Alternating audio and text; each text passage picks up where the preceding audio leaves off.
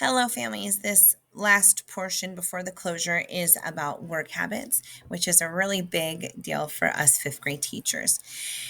I'm going to focus on four different things for work habits. First, organization. Next, independence. Third, class participation. And fourth, work completion. For organization, it is really, really important that our kids stay organized, not just for, the classroom looking nice, but because they are going from elementary school to middle school next year, we do need to get them prepared for no longer having a desk where they can put their stuff inside, but having their stuff organized in a binder so they can go from class to class and have a nice, neat backpack and know where everything is.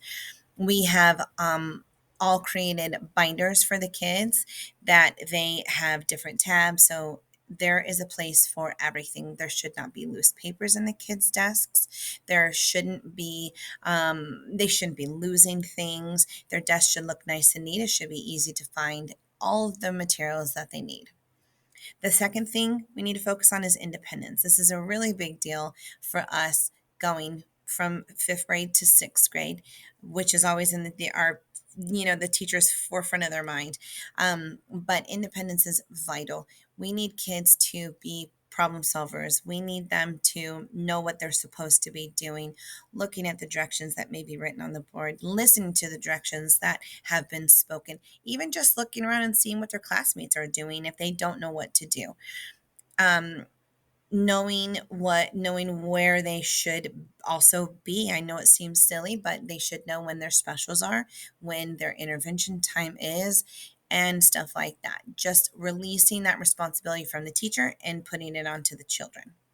Third is class participation. It's a really big deal. As you know, it's an area on the report card, class participation, staying focused, staying on topic, not telling random stories that you feel might go along with what we're talking about, but derail the conversation.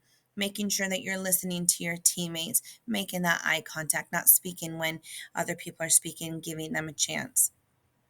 And finally, work completion is a really big deal next year when they're going from class to class. It is going to be really tricky if they have unfinished assignments. You're just going to be falling behind, and it's going to become exhausting and frustrating for the kids. So this is our year to really focus on getting that work done in the time given, and making sure, another thing work completion really has to do with is making sure you have answered every question. Oftentimes things will get turned in, the whole backside might be incomplete. We can no longer have that. In middle school, they're not going to have time. They have near 200 students. They're not going to be able to have that time to bring it back and say, oh, you forgot this, you forgot this. They're just simply going to mark it wrong. And so we really need to get into that habit this year of double checking our work, attending to precision, and turning it in the allotted time. The next area of focus is going to be behavior. Let me move myself out of this picture for you. We are going to focus on observing school and classroom rules, demonstrating self-control, having neat and careful work completed, working independently without disturbing others, and listening to instructions without interrupting. Now, behavior is vital. Behavior can make or break a class. Behavior can make or break learning that is supposed to be done in a classroom. So first, observing school and classroom rules, we do expect the children to stay safe, make good choices, and be respectful outside of the classroom as well as inside of the classroom. Listening to new supervisors, listening to the administrators, and making sure that what they're saying your child's listening to and they're obeying. Inside the classroom, when the teacher's giving instructions, following along with that, making sure that they're keeping their hands and feet to themselves, and that they are keeping the classroom tidy and being respectful of their surroundings. Next is demonstrating self-control. A lot of kids have been struggling with this tremendously, touching other people, kicking people under the desks, getting in trouble on the playground because they can't keep their hands to themselves. In middle school, it's going to be pretty bad. They are a lot stricter than we are. So just getting used to keeping your hands to yourself, not disrupting other people because it is going to impact their learning, which is quite unfair to those who are trying to concentrate. Third, completing neat and careful work. It was really, really, really tricky to read things when kids are, not making sure that it is neatly written. It could be a mess. So, making sure that simple things like their first name and last name is on paper, making sure that all the problems have been solved or all the questions have been answered, or in writing that all the parts are there that need to be there. These are things we really need to focus on this school year before going into sixth grade. Working independently without disturbing others is huge. It's pretty frustrating when some kids are trying to read and other kids are chit chatting. No one can absorb information if it's too noisy of a classroom. So when they're supposed to be working, they need to be working. They need to be respectful of their classmates. They need to remember that what they do impacts others, and we want to impact others in a positive way, not in a negative way. We don't want students coming to us and saying, please move my seat. I can't concentrate around so and so because they always talk or they always goof around. That's not fair. So this is something that we really definitely need to hone in on and make sure that the kids are doing. Ways that you can supporting them at home, encouraging good behavior is always very welcome. And finally, listening to instructions without interrupting. That's a big one. Oftentimes we will write things on the board, the instructions on the board, and oftentimes kids say, well, what am I supposed to be doing? Even though we've gone over the instructions 3 times.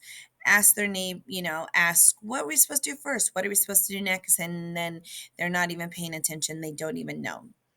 Or when something comes to their mind, interrupting what we're saying when instructions are being given, and then derail things. These are just things that we definitely need to work on stopping this school year so the kids can learn more, so the kids can have a seamless time in the classroom.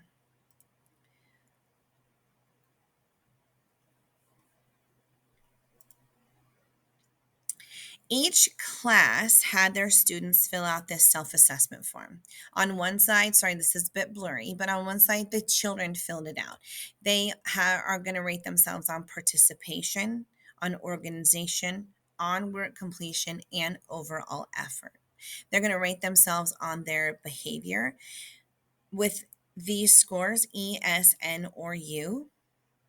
Do they observe classroom rules? Do they demonstrate self-control, etc., etc.? They're also going to rate themselves and see if their behavior, work habits have been affecting other people, not in a positive way, in a negative way. So if you see your child giving themselves a low score, then they probably have pretty poor behavior, and it's definitely something that we want to focus on improving because it's just going to make the school year better for them. On the back of that, you will see that there's a teacher observation form. And the teachers, it's similar to the report card. The teacher's going to fill out their class participation, organization, work completion, and their overall, what we see as their overall effort, as well as the behavior. Same exact things that the kids are filling out. And then the teachers will also have a comment box at the bottom. This will be sent home to you in the packet that you're receiving. So you will see how your child is behaving according to them and how your child's behaving according to their teacher. So, behavior is a really big part of the school year. Like I said, it can make or break a class. It can make things really frustrating for others, or it can make it wonderful. So, we hope that you can continue to encourage your children to make really good choices, do the right thing, follow directions, pay close attention, and just be a good classmate that everybody loves to sit next. Like, we want your kid to be that kid that everyone fights to sit by because they're hardworking and they always know what to do, as opposed to the kid who, you know, frustrates people and they want to move from because they're too chatty and they can't focus. So thank you so much for watching this video.